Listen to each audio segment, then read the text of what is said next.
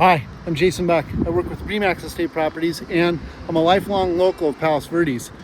I'm down at the bottom of the Palos Verdes landslide. This is the other side of Abalone Cove and getting close to the Portuguese Bend beach. And this coastline has changed drastically. Like right here, there's sand. There was never sand here before as far as I remember. And they've changed it now because they're getting access and they're pumping water out, and that's they fenced this off so that they can do that, and they've built a road through here. But it used to be just rocks to the shoreline, and there used to be land that would come in and hit the water here, but never sand like this. And so then those rocks were moved as they built the road. This, I wonder if this was the old jetty that used to be here back when the old Portuguese Bend Beach Club used to be right here behind me. There was a pool and a rec house and all that. I mean, amazing. And like I said, most of this land had been submerged for 50, 60 years. And in the last, since Christmas, this has all come up. All of this land here, these caissons and things, all of that land, none of this stuff was here last Christmas. So we're in October, so it's been 10 months. Incredible. Really, really good news. They have slowed down the slide, so it's not moving as fast, which is great. It was moving up to 3.5, 4 feet a month. I'm trying to watch my step, but it's gorgeous here. But it's also horrific what's happened to the homes in this area. Many homes have been literally split in half. There's probably 350, 380 people without, or homes without gas or electricity as it's been shut off. It's so hard to fathom what that life would be like.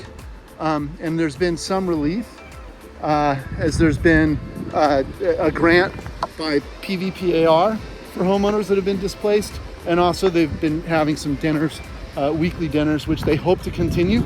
And there's a link here to help that if you wish.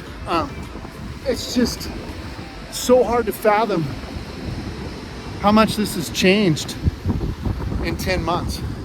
And I really hope they can gain control. It seems like they've been pumping between 400 and 900 gallons a minute out of the slide, and that there were pumps here that were helping mitigate the landslide that weren't working. And so now that they are pumping, they've slowed it down, and really dependent upon this next rainy season, what's gonna happen.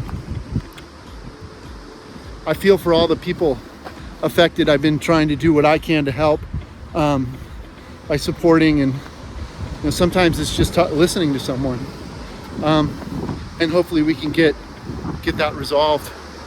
And also just to, this bentonite, this is what's under the ground. There's a layer at 130 feet that was the historic. This whole area has this bentonite under it. It's compressed volcanic ash. And then they found earlier this year, as they were doing these boreholes, that there's another layer at 300 feet. And it's interesting how it breaks up, and it's mixed with some of the other rock. It's just incredible to see all this here.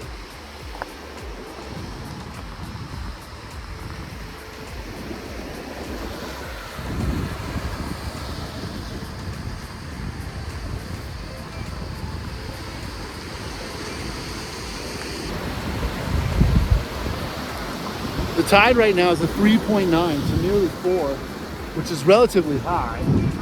The gray rock is bentonite, all broken up. But a 4-foot tide is relatively high. I mean, this stuff's totally above the water line. It's just amazing.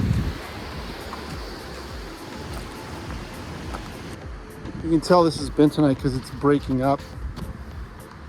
It's like that clay stuff. And there's a lot of it in this area. And then you can see here the old caissons. I have a feeling that these were under the beach club.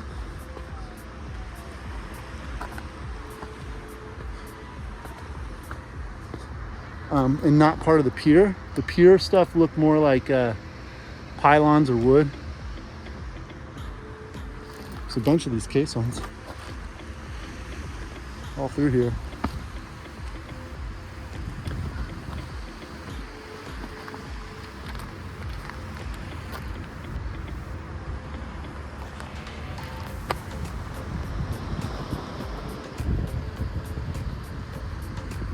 massive piece of the bentonite here.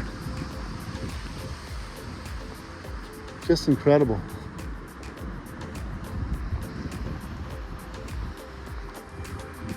If you look at Google Maps today, you won't see this. You'll see just the coastline wrapping around. It shows what looks like kelp or something, which may have been this starting to surface.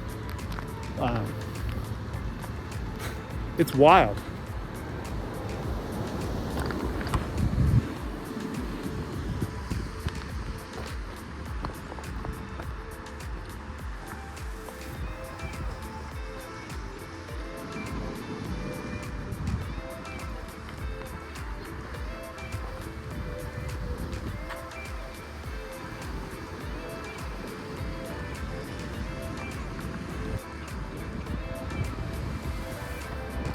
A lot of this is so hard to understand if you've never been here. But when this thing started in February, we started to see the land come up. It was almost at sea level. And now I'm a good 10 feet, maybe more, above sea level. That's how much this has risen. These are the fossils that I uncovered. This one had been here, and that's an old whale, like a small whale. But there's two halves. There's this half, and there's a face and a beak. This is bone. If you were able to be here and touch it, you'd know. But I was down here with my friend Steve, and we flipped this one over, and wow, we could tell there was bone there. And then we came back and flipped that one over, because these are the two halves. Pretty darn cool. But then again, this was not like this thing. All this coastline right here has changed a lot in the last few months. Probably still changing.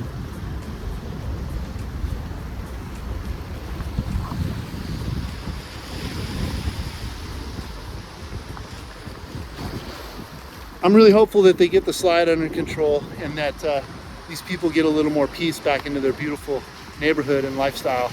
And if you feel like helping out, use the QR code or the link below. And thanks for watching.